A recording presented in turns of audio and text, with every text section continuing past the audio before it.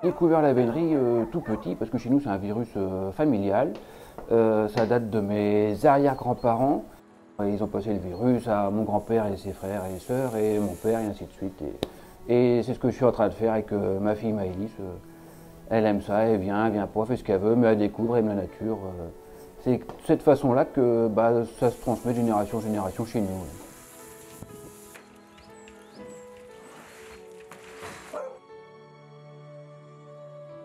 Avec Caroline, on a créé l'équipage en 2010 pour la simple et bonne raison que mon père chassait à tir avec des billes.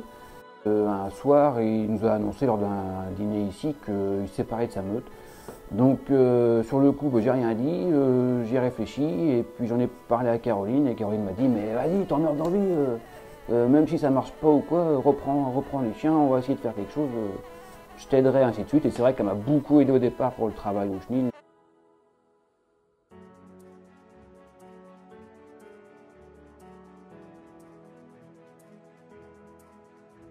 Je pense que la vénerie est autant pour les femmes que pour les hommes, que pour les enfants, que les retraités, tout le monde. C'est vraiment un gros mix social de toute génération. Chacun apporte sa pierre à l'édifice pour que tout fonctionne bien, que ce soit une vraie famille, un club comme on aimerait en voir souvent.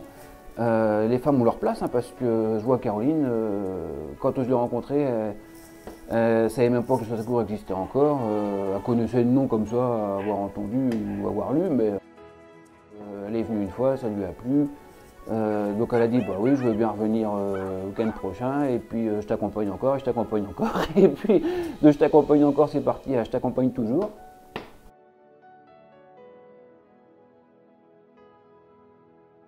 Alors sur mon lieu de travail, j'en parle si on me le demande. Mais si je vois que je peux en parler, je le fais ouvertement.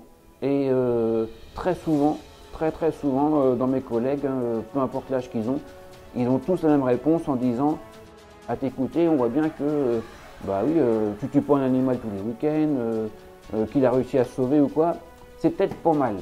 Et puis, on est rendu au point que des collègues mon chasseur, juste à en parler, ils gardent leur pain dur chez eux, puis ils me le donnent à la fin du mois pour rajouter dans la soupe des chiens. Des légumes un peu passés, ils me les donnent pour que je les mette dans les bois pour les lapins, faire un peu d'agrénage ou quoi que ce soit.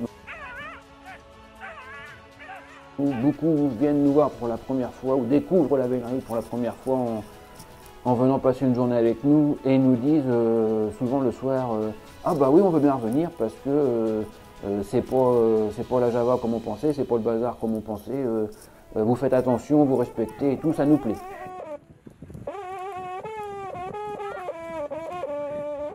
Alors je m'occupe de mes chiens toute l'année.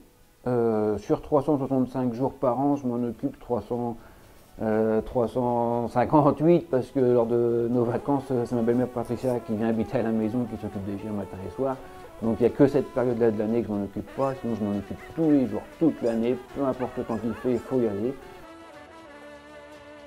C'est où on a une meute, on leur donne plein d'amour, beaucoup de temps, ou alors on n'a rien.